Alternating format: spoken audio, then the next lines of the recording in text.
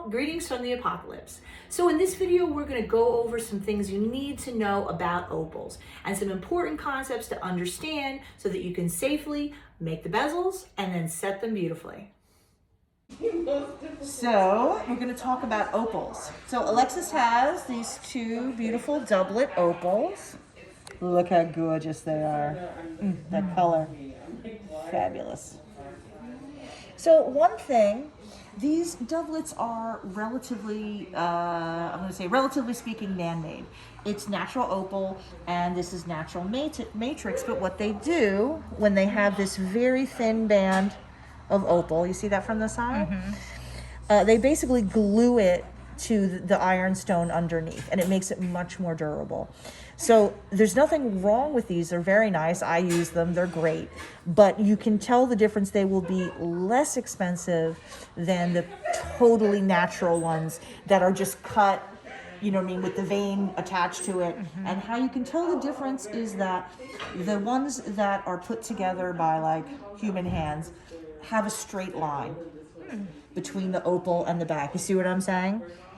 A natural, like boulder opal, it'll never have a straight line. It'll just be, you know what I mean, some irregular shape. Okay?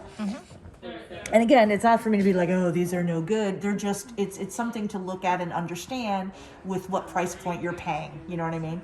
I use these all the time because guess what? You put these in a bezel, you don't see the back, and yippee! You know what I mean? So I'm very comfortable with using these and I've used lots of them.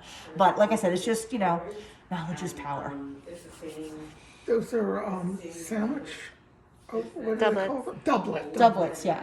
And you sometimes see triplets also where they put like a clear quartz on top. Don't get those. Those are just like, those scream like fake, boo, you know what I mean? They put that thing on top of them to protect them, but they look, to me, like really to the naked eye, easily from a distance, you kind of go, you know what I mean? But, okay, so some things to talk about opals. There's two basic times that you're going to break your opal, if you break your opal, which of course everyone has nightmares about. Okay? The first is when you're making your bezel. When you're normally making bezels, most of us tend to use the stone as a mandrel a little bit when we're shaping, you know what I mean? You're kind of pressing the bezel up against the stone. And with 99% of stones, that's no problem. You know what I mean? No trouble whatsoever. Opals don't like that. You might break them. So just remember that when we're shaping, and later on when we're doing the bezels, I'll do a demo and really kind of show you what I mean. But the point is, anything you need to do to that bezel to make it fit this, you have to like pick it up and do it with the pliers or on a mandrel, whatever, not use the stone to kind of shape it, okay? Another thing, you don't want your bezel loose. You know, you don't want such a tight fit that you have to force it in there because that can cause problems. But like with any bezel, having extra metal around it just means it takes longer to set, and the longer you're setting it, the more chance you have for something to go wrong. So then the other key element that we'll talk about, and like I said, we'll do this actually live and in person when you're ready to do it. But the biggest mistake people make is they're like, okay, the opal is fragile. So they're like, I want lots of metal on top to protect it. No, like that's how you break it.